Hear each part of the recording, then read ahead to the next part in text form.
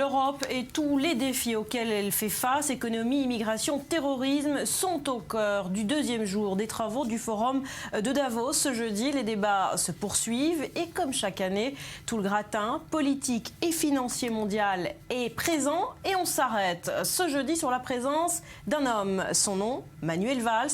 Il est le premier chef de gouvernement socialiste en exercice à se rendre à Davos. Il compte lancer un message d'alerte sur l'Europe et il a pris la parole il y a moins d'une heure. Alors le Premier ministre a insisté sur 3 sujets, on l'a dit: terrorisme, avenir du projet européen et plus classiquement l'attractivité de l'économie française. Myriam. Effectivement, Manuel Valls à Davos, une première par bien des aspects.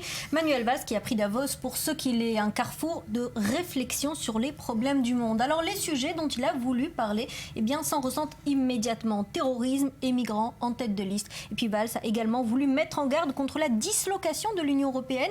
Le prochain problème qu'il va falloir gérer en urgence, dit-il, c'est d'abord le Brexit. Et il annonce peut-être bientôt un accord entre l'Union européenne et la Grande-Bretagne, mais on n'y est pas encore, peut-être pour février. Davos avec des menaces géopolitiques et économiques en tout genre, avec un lien que Manuel Valls a tenu à faire. D'un côté, la crise migratoire, de l'autre, la lutte antiterroriste. Mais dans les deux cas, il faut plus de coopération et une véritable politique commune de l'Union européenne pour gérer ces deux problèmes. Voilà, Manuel Valls qui est toujours en train de parler dans ce forum de Davos. C'est pas question pour lui de laisser libre cours à ce qu'on appelle, Myriam, le French bashing, opération séduction de ce Premier ministre socialiste dans l'antre du capitalisme. Effectivement, et puis la France avait bien boudé Davos et Davos le lui a rendu. Mais là, l'opération séduction est définitivement lancée. Alors vous l'avez dit, jamais de chef de gouvernement socialiste en exercice n'y avait mis les pieds à ce qu'on surnomme le club des riches. Alors effectivement, certains diront que au milieu de cette valse de jet privé et d'embouteillage de limousines,